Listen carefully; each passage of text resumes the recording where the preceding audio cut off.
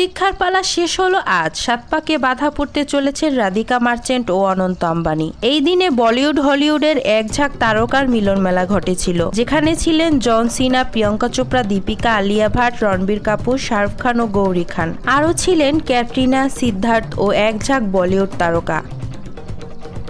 এই দিনে অনন্ত আম্বানির গাড়িটি লাল ফুলে সজ্জিত হয়ে প্রবেশ করে রাধিকার বাড়িতে। এই দিনে অনন্ত আম্বানি তার পুরো পরিবার সহ রাধিকার বাড়ি প্রবেশ করেন।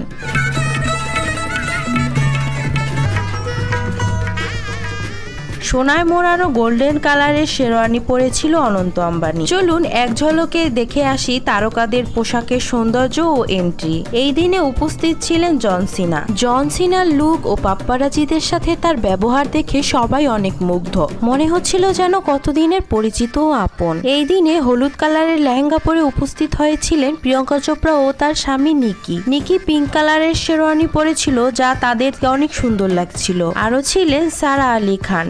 লেহেঙ্গা পরে তার ভাইয়ের সঙ্গে উপস্থিত হয়েছিলেন। সোহানা খান সোনালী রঙের শাড়ি পরে ভাই আরিয়ান খানের সাথে উপস্থিত হয়েছিলেন। প্রীতি সেন রাজকীয় সাজে উপস্থিত হয়েছিলেন, তাকে অনেক সুন্দর লাগছিল। অনন্যা পান্ডে পরেছিলেন একটি হলুদ রঙের লেহেঙ্গা, কিন্তু তাকে তেমন একটা ভালো লাগছিল না। সালমান খান রাজার বেশে উপস্থিত হয়েছিলেন, তাকে অনেক সুন্দর লাগছিল।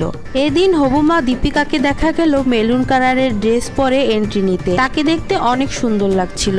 আলিয়া ভাট এসেছিল গোলাপি কালারের শাড়ি পরে স্বামী রণবীর কাপুরের সাথে, তাদের দেখতেও অনেক সুন্দর লাগছিল। তবে ক্যাটরিনা কাইফও কম যান না, লাল শাড়ি পরে ভিকি কৌশলের হাত ধরে এন্ট্রি নিলেন তিনি। এদিন শাহরুখ খান ও গৌরী খান একসাথে এন্ট্রি নিলেন, তাদেরও অনেক সুন্দর লাগছিল। এছাড়াও আরো অনেক তারকা এখানে উপস্থিত হয়েছিলেন, কিন্তু রাধিকা মার্চেন্টের লুক এখনো দেখা যায়নি। তিনি কতটা সুন্দর ও রাজকীয়ভাবে সেজেছেন তা দেখার জন্য পুরো বিশ্ব তাকিয়ে আছেন। এর আগে অনুষ্ঠানে রাধিকা মার্চেন্ট অনেক সুন্দর করে সেজেছিলেন, যা দেখে সবার তাক লেগে গিয়েছিল। কিন্তু এবার বিয়েতে যে কোন লুকে ধরা দিবেন তা এখনো জানা যায়নি।